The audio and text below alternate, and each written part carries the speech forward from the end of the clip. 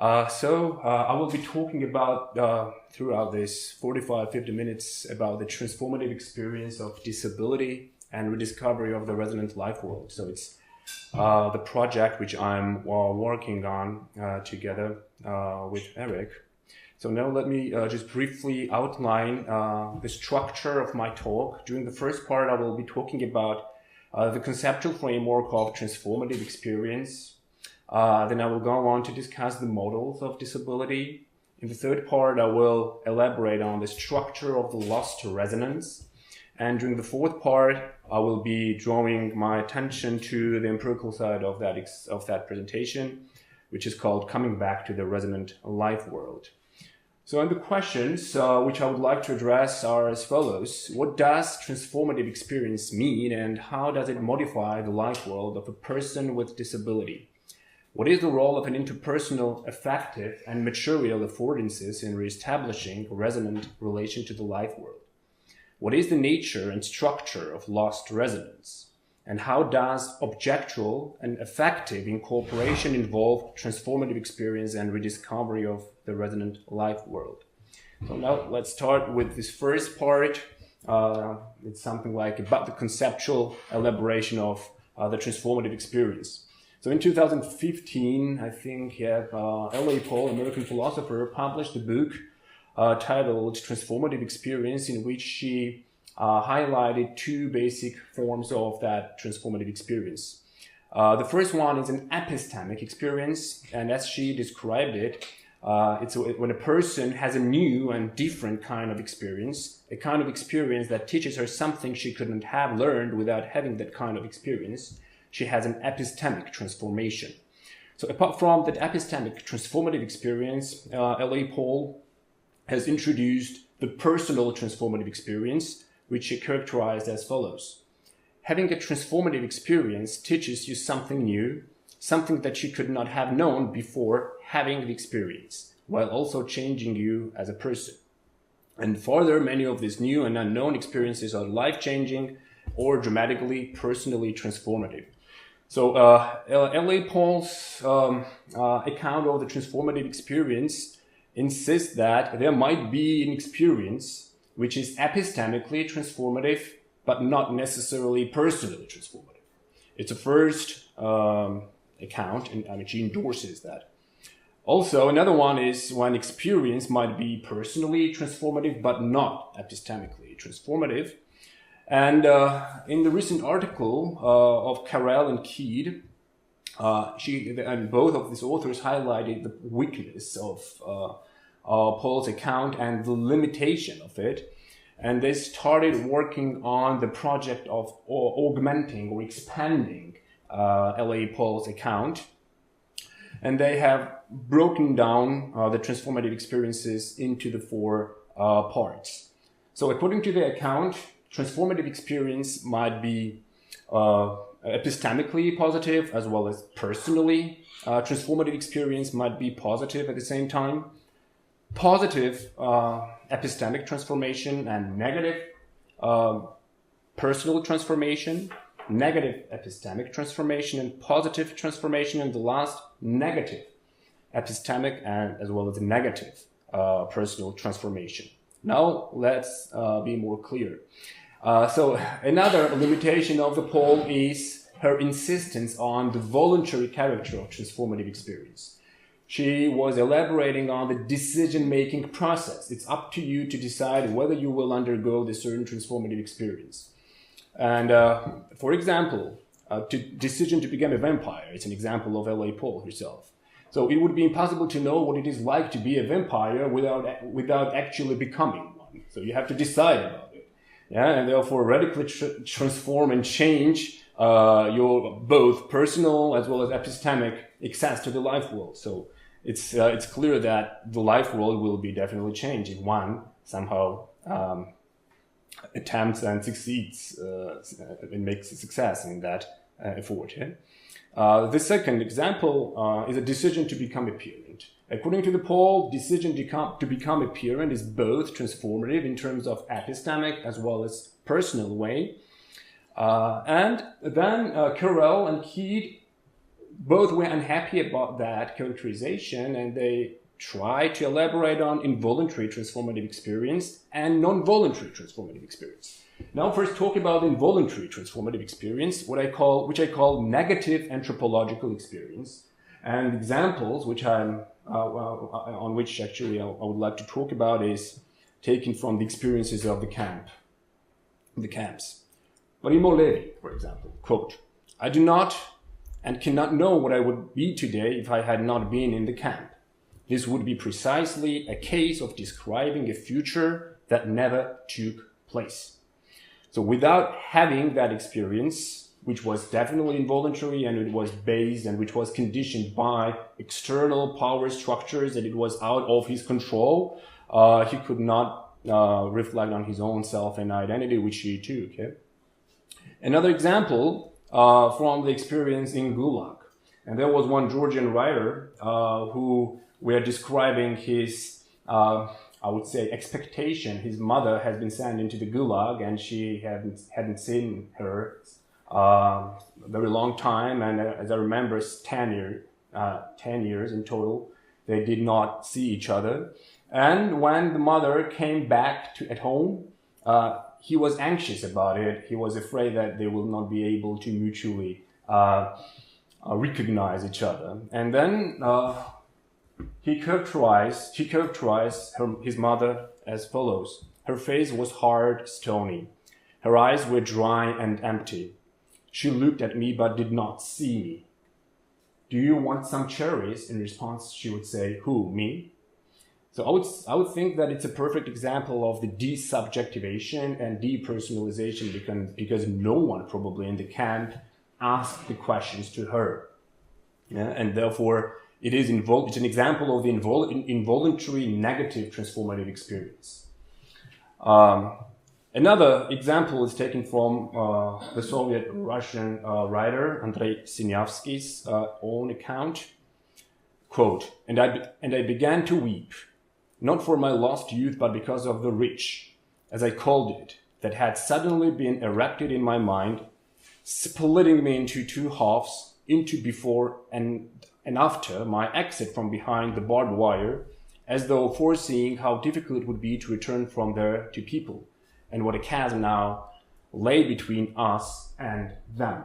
So therefore it's quite interesting distinction between the first person plural and the third person plural. There is an insurmountable gap between them and it would be difficult for them to communicate. And then the last, I would say, intervention of Carrel and Keed refers to the category of the non-voluntary transformative experience, which interests me most. It's something like the thought experiment. I see a young child run into the path of an oncoming car. Instinctively, I rush into the road, pick up the child, but the car hits me. The child survives unharmed, but I am severely injured, losing the ability to walk.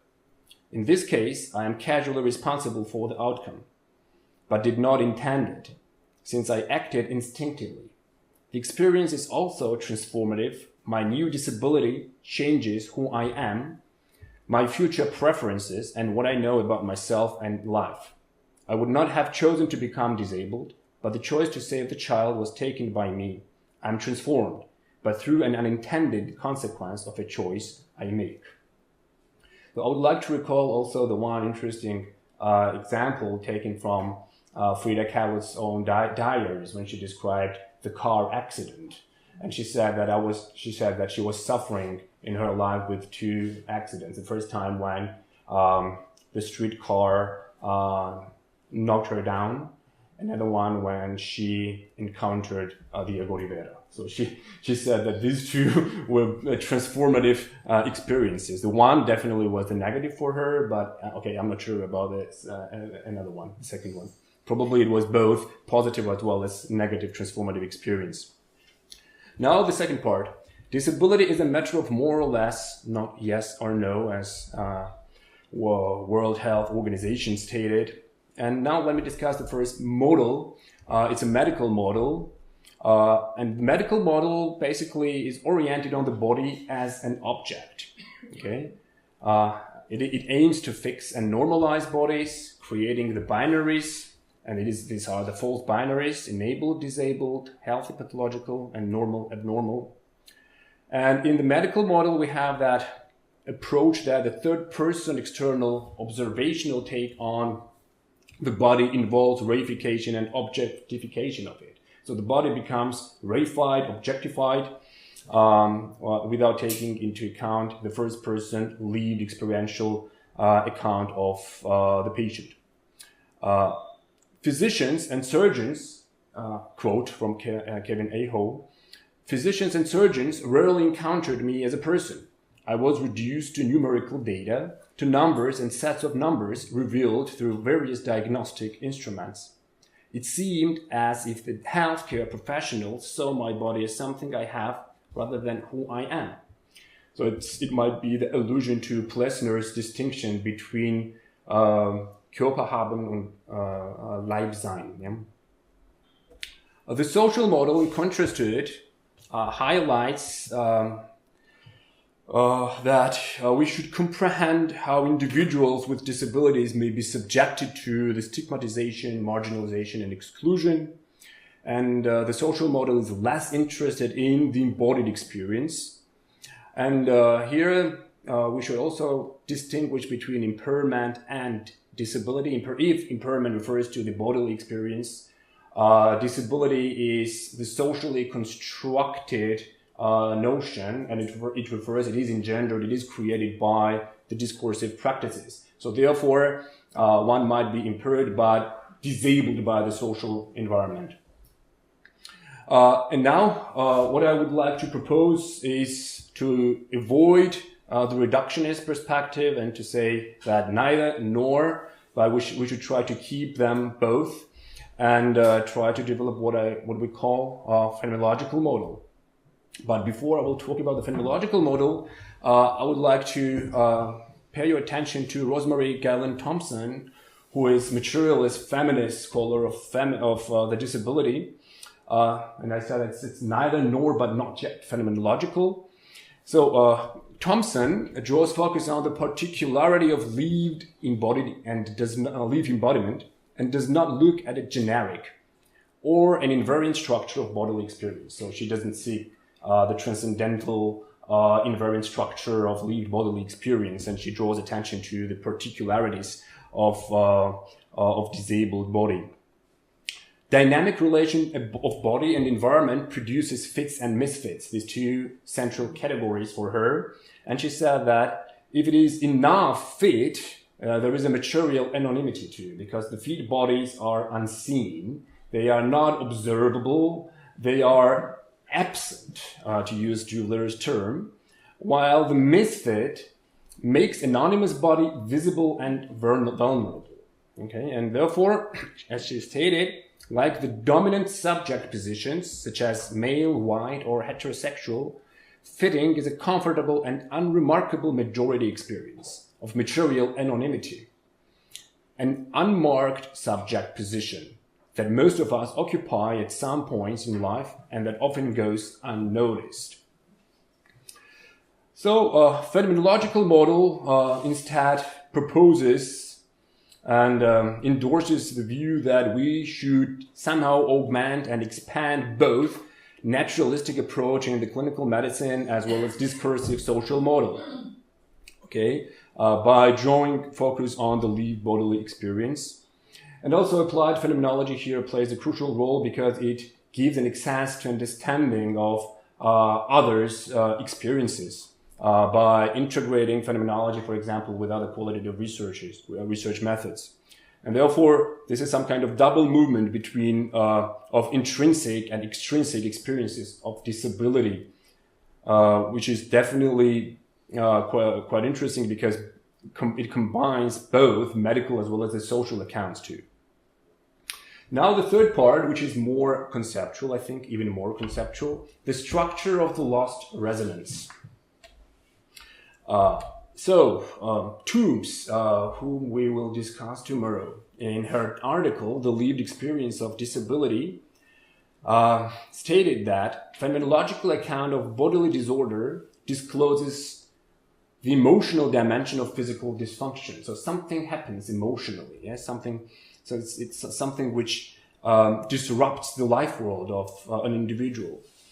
View the world through the medium of the limits and possibilities of their own bodies.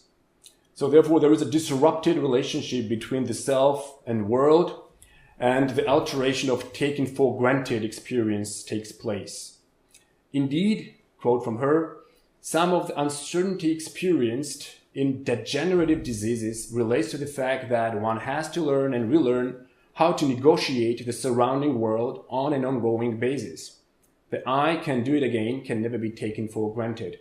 So, and she herself had and has the multiple sclerosis, and at the age of 30, she was diagnosed with this multiple sclerosis, and she lost upper posture, and now she uses the wheelchair, and she describes her experience in a phenomenological way. And therefore something fundamentally has been changed in the bodily intentionality. The body no longer responds to the world. It should restructure itself. Quote, the surrounding world feels different than it did not prior to bodily dysfunction. In particular, the world is experienced as overtly obstructive, surprisingly non-accommodating. Actions are senseful as effortful. Actions are sensed as effortful, where hitherto they had been effortless. So again, here, which I would like to say and highlight is the temporal structure of after and before and after. So therefore, to make one caveat, I'm not talking about the disability in terms of the transformative experience, and I don't highlight the congenital disability, but the acquired one, which allows to discuss and see the rupture in the temporal experience. So the lost resonance therefore involves the negation and the withdrawal from the world. During the very first period of the disability, one experiences that withdrawal from the world. The world appears to be the point of aggression. It does not respond to you. It does not resonate with you. And therefore, affective disturbance, numbing of emotional resonance also takes place. It's a numbing of emotional resonance is an idea of philosopher Thomas Fuchs. And what I would like to highlight here is the two structural categories of the lost resonance. The one is the lost wholeness, another one is grief. But before talking about the grief, I will talk about the lost wholeness and incompleteness by referring to Frida Kahlo again. Quote from her diary. I told you I've counted myself as incomplete for a long time. Now my fragmentation will be obvious for everyone to see, for you to see, she wrote to Diego Rivera. Her leg was amputated, and therefore she could not accept it. So she lived, as I remember, just 1 year after after her leg being amputated. But again, the time was not enough for her to receive and restructure her bodily intentionality, I would say. And it's a brilliant, I think, quite interesting painting taken from her diary. Grief, another component. So if Frida Kahlo refers here to the lost wholeness and the lost self, another component of the lost resonance might be the grief, but I would like to make one caveat that the grief here does not refer to the bereavement, to the personal loss. Rather, here I'm referring to Matthew Radcliffe and Louise Richardson's recent article, Grief Over Non-Death Losses, a Phenomenological Perspective. And their empirical case is focused on involuntary childlessness. And the reports and accounts of those who have been interviewed are remarkable because they were referring to the lost possibilities. They have never had the children, and they were grieving over something which they never had, but also they were grieving about their lost future possibilities. So therefore, this is actually might be applied to the disability too, and therefore the temporal structure of his grief might be characterized as follows. It is temporally extended emotion over one's irrevocable personal loss.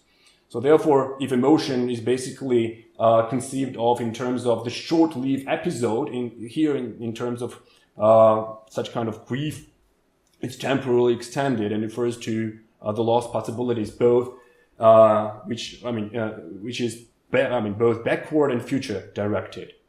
And when in that kind of situation, the past horizon of possibilities will never be the same again, and the life world horizon and sense of self has been transformed.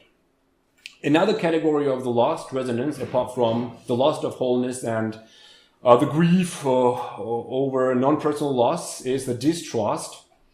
So there is embodied dimension of a distrust. For example, Carell refers to it by using the doubt. She said that it's a bodily doubt which disturbs one's existence, bodily existence. Another one is the spatial distrust, when you no longer trust the space around you.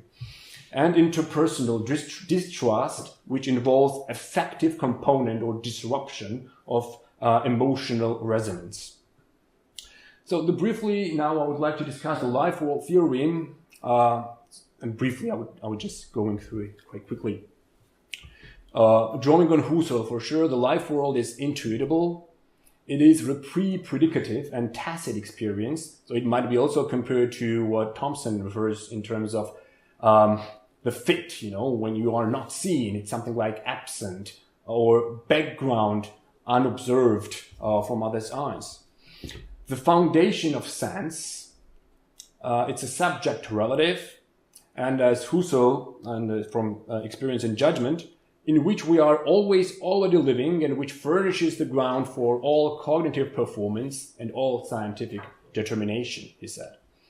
And therefore, the everyday surrounding world of life, it is the everyday surrounding world of life. And if you want to more know about the life world, I would recommend to read Eric's work on it, Die Horizonte der Lebenswelt. Yeah, and the life world might be characterized in terms of pre-reflective experience and transparent experience, which has been elaborated by Julia. Life world does not amount to the natural state. Rather, it is a primordial world of human beings. And in the life world, the body is experientially absent. So again, pre-reflective and non-thematic situatedness, therefore, are characteristics of the home world, which is a category of the life world, the layer of the life world, and I will be talking about it later on. And as Günter Figal stated, nevertheless, this world has to be rediscovered. It's quite interesting why he stated that. We have lost some access to the life world. And there are two categories of the life world, home world and alien world, as Husserl would put it in his Husserliana 39 on Lebenswelt, fremde Lebenswelt. Yeah? It's alien life world. So disability might be also characterized as unhome-like being in the world. And the home world is intersubjectively constituted, according to the Husserl. And that intersubjective constitution is quite interesting because in the home world, we are together with our, I would say, similar with ours. So we establish some kind of relationship which takes the form of the first personal positionality. Okay, we can say it's about the us, it's about the we. So interpersonal, intersubjective sense. And as Husserl said, in the home world, das Wir hat seine kollektive Leiblichkeit. It's quite interesting, yeah, to put it in that way, because the we of the home world has that collective corporating. And disturbance of intersubjectivity and loss of basic trust result in existential homelessness. It's an Eric's term. So therefore, something which has been disturbed, the one with having a disability, amounts to that disruption and the loss of the basic trust. And therefore, quite interesting process might be the transition from home world to the alien world. It's it's a transformative process when one has been moved into from home world to the alien world. But the point is that how it is possible to make sense out of the alien world, how it is possible to make the world within the alien world. Yeah? And as Husserl here stated, die vermeinte Fremdwelt ist notwendig eine Umbildung der Heimwelt. So therefore, the home world is inconceivable without, or inconceivable without, the alien world. The alien world determines and makes the home world possible. And I would say vice versa. Alien world would not exist without the home world, and the home world would not exist without the life world. And it's quite interesting to observe the way how the one makes that transition from the home world, in which one might be characterized, the person with a disability, for example, as being experientially absent, into the alien world, in which one is seen. Yeah. So these are altered modes of being in the life world. We can talk about the loss of autonomy, existential uncertainty, and experience of frailty. And spatial, as I also already indicated, spatial alteration takes place here, temporal alteration, and interpersonal alteration. Now let's talk briefly about the spatial alteration. So the space and objects are no longer experienced as familiar and trustful. One no longer makes a space, but occupies it. And as Kevin Aho, I like that quote, stated, even the architectural design of the built environment seemed like a spatial betrayal. The stairs to my office or to my car in the parking garage left me short of breath. The long boardwalk, the distance to the library were all signs, were all whispering of my weakness. And Toombs, again, she characterized the same experience, the disturbance or alteration of the spatial dimension. Loss of mobility anchors one in the here, engendering a heightened sense of distance between oneself and surrounding things. A location that was formerly regarded as near is now experienced as far. And therefore, phenomenal body becomes objectified and alienated. And actually, I have here some other quotes, but I would like to skip it. But okay, it's quite interesting. A neurologist, Sachs, referred not to the concrete part of his body, but to himself.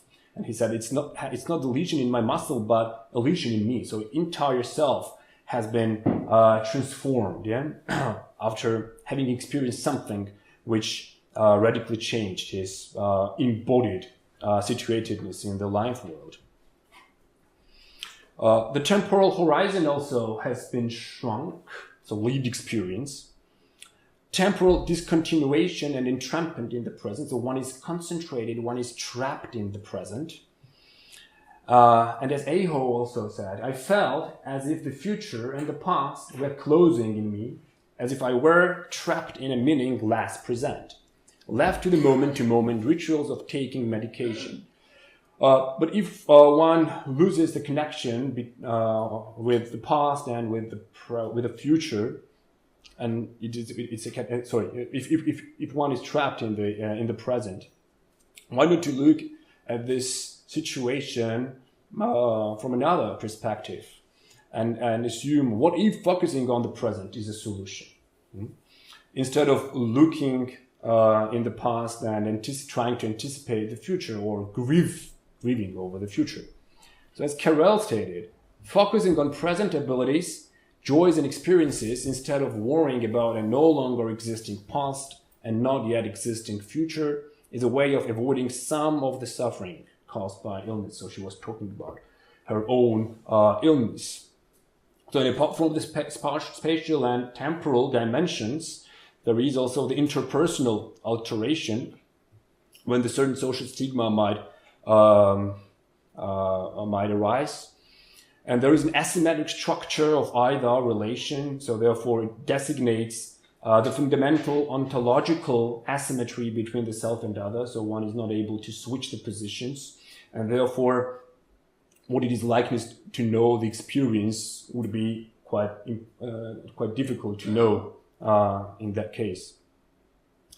And Kevin Aho described, so I just framed it in a different way, two radically different situations, by referring to Sartre's famous account of the look. There is an averting and directing the gaze on one's bodily vulnerability. So look in the first quote from Aho.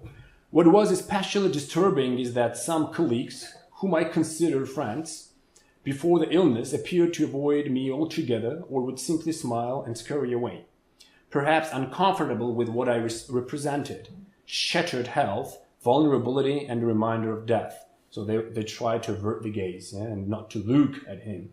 While, according to the other experiential account, the gaze of the other branded me as ill. As an outsider, as someone who disrupted their tacit harmony, I began to internalize the judgment of others, to see myself as others saw me. So now, Drew later coined quite interesting term, repossibilizing the world. How it's possible to make the home world in the alien world. How it's possible to repossibilize it, or what I call rediscovery of the life world. Yeah? Recovery from illness, injury, and impairment implies what he articulates as repossibilizing the world, and it perfectly captures that diachronic structure of experience. Something has been lost, but you should regain and restructure your experience in a different way. So that's often the ill or injured individual, after a keen experience of new impossibilities, sooner or later begins that process of rehabituating the body, assumed. So the repossibilizing the world, the ill and disabled body, as he acknowledged, despite being phenomenologist, is a social task. So therefore, it's also one justification that we have to look beyond that dichotomy and the binary opposition of the medical and the social models and try to somehow bridge the gap by using phenomenological method. Okay, and as Burns stated, people who became disabled, including those who have become disabled as adults and who thus know what it is like to be non-disabled, also express disability positive views. These views are rarely expressed in the first few years after acquiring disability, as it unsurprisingly takes time to adjust to being disabled. So again, that transitory mode is apparent here, yeah? When you have to start to repossibilizing the world. And the last part of the presentation refers to the resonant life world, how it's possible to regain what we have lost. And now my case study here is about the blind football. So it's called 5A side football. So here you can see the pitch. There are 5 players in total. 4 players are completely or partially blind. The goalkeeper has a low vision, or he might be the clear-sighted, and they are playing that football ball with an audible ball. And also there's a coach who navigates and helps the players in the middle of the pitch, while the guide or the caller is standing behind the doors and helps attacking side to navigate. And also the defensive player has to constantly articulate the word why, in order to alert opposite team and somehow indicate the position on the pitch. Everybody has to be quiet during the game. So it's also quite interesting, yeah. When in the football, now it's a European Championship, yeah, will take place soon. So there will be some kind of collective emotional expressivity, and in that case, supporters, fans are not allowed to express their emotions. They have to be silent. It's also quite interesting picture. Yeah? And the team might be here conceived of, as I would characterize it, as an embodied plural subject. The team, which is not the segregation, or I would say, aggregation of the different individual players, but they experience themselves as being one, as being, I would say, even ontologically extended subject. Okay, the resonance theory now, and how it's possible to gain it, how it's possible to overcome what I call that dissonance or alienated mode of being in the world. And here I refer to, okay, in the paper I also elaborate on Waldenfels, but here I also would like to refer to Kurt Goldstein, who in his book Human Nature in the Light of Psychopathology was talking about how we come to terms with the world, and that actually it's our fundamental feature to actualize ourselves and so on. And the most recent one, the theory of the resonance, has been taken from Hartmut Rose's sociological theory. And actually, this is the first book, Resonanz, seine Soziologie der Weltbeziehung. It's a huge book, but this quote is, I took this quote from his book, Unverfügbarkeit, and where he actually enlisted 4 structures of the resonant relationship to the world. And I would like to highlight just adaptive transformation, what he called it, adaptive transformation. When we resonate with the world, we are no longer the same afterwards. Experiencing resonance transforms us. And it is precisely this transformation that makes us feel alive. If we no longer allow ourselves to be called or transformed, if we find ourselves to no longer able to effectively respond to the multiple of voices all around us, then we feel dead inside, pertified, in short, incapable of resonance. But is it possible to generate resonance? Now, I would like to briefly read some accounts, personal accounts from interviews. This is an account from one Georgian 5A-side football player. And she said, "The sport is for me the resurrection of my childhood years. As I always wanted to be a footballer. More or less, I would say that today I play football. I used to be a very active child. Besides school, I went to football. During one of the training sessions, the ball hit my face, which caused retinal detachment in both eyes. Back then I was 12 years old. I have been saying that it was not difficult for me to get used to that condition. But it is really hard when you are a physically active child to tear away from all that you love. Therefore, my daily routine also changed. I ceased to be active and abandoned the sport." And finally, he said, "Football has become the main reason and motivation for my coming back to life. It gave me the stimulus to leave." So he found, he said, managed to repossibilize the world. Yeah? Another account. When I first heard about the blind football team, I was deeply skeptical. I believed that blindness and football were incompatible. However, I decided to give it a try, and it has now been 3 years. It has become my profession. As a child, I always loved football. But when I lost my sight, my desire to play football intensified. I believe I see now.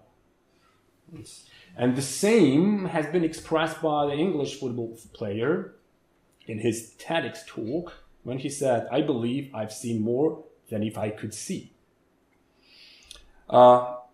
And what are the structural features of the resonance? How we can generate the resonance? Is it possible to somehow constitute it? There are material affordances when one plays that game. First of all, adopted football pitch and audible ball. Two of them are material affordance, which makes available players, to play the ball, to play the football.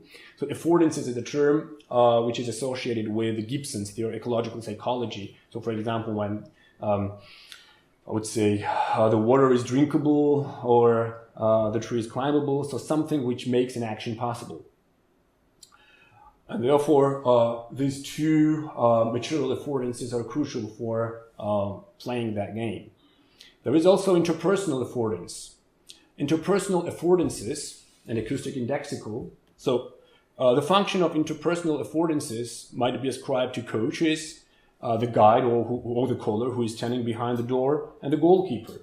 And all of them, by helping the footballers, by uttering the words, by alerting them, function as interpersonal affordances And that, as I call acoustic indexicals, help players to navigate in the pitch. And Keon Richardson, in his article, The Blind Can Also Play Football, collected the various accounts in Zimbabwean high school. And I found it quite interesting to share these accounts with you. And it definitely conveys that interpersonal affordances. My teachers, says Rufaro, considered my visual impairment. During the difficulties, the coaches would encourage me to keep practicing and I would improve. So it's definitely the case of the empowerment or affordance. I felt so happy when they joined us. Without their support, some things would not be a success, like dribbling the ball. When we miss it, they tell us where the ball is by giving us directions. They are helping us. And this account, this report is connecting, it somehow refers to the picture which I showed in my account, that the team has to be conceived in terms of the plural subject. Socially, it is creating wonders. As we are one team together, it is creating oneness. And also, another player highlights the importance of the word "woi," which has to be uttered by defending side. And all of this, therefore, emphasizes the importance of the acoustic indexicals. And now I would like to show you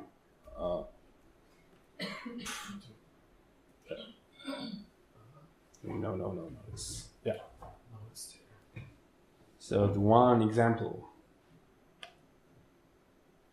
acoustic indexical.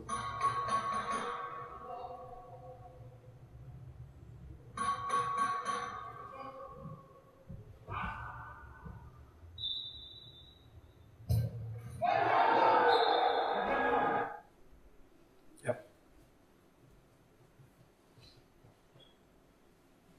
Mm-hmm. Also, I have highlighted the so-called affective investment.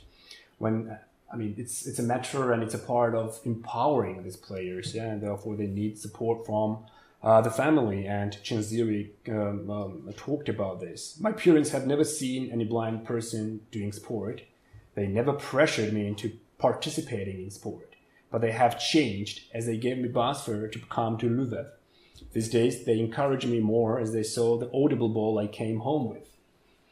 Yeah, and material incorporation, so it's quite a technical thing. I'm not going to delve into the details, but the interesting thing is that Chenziri also refers to the ball. It's like I'm born with the ball. So the ball has been incorporated into his body schema, and it became the part of him. Yeah. So therefore, these components, or what I call that material and affective, I would say also, apart from affordances, scaffoldings, are crucial. And therefore, all of this serve the function to empower these football players and help them to resonate again with the life world, in the life world. Yeah. And in conclusion, acquired disability involves temporally enacted and extended negative and positive forms of transformative experience. The types of transformative experience might be augmented further. Referring to the theoretical part, for example, instead of talking about the personal and epistemic transformation, one can also talk about ontological transformation, embodied transformation, existential transformation, and so on. The negative stage of transformative experience in the case of disability implies the loss of a resonant relationship with the life world. And as I have described, there are several structural components of the dissonant relationship with the life world, loss of wholeness, and the grief, for example, together with distrust. And for repossibilizing the world and for rediscovery of a resonant life world, material, affective, and interpersonal affordances, as well as social scaffolding, are shown to be crucial. It was my talk, and thank you very much for your attention.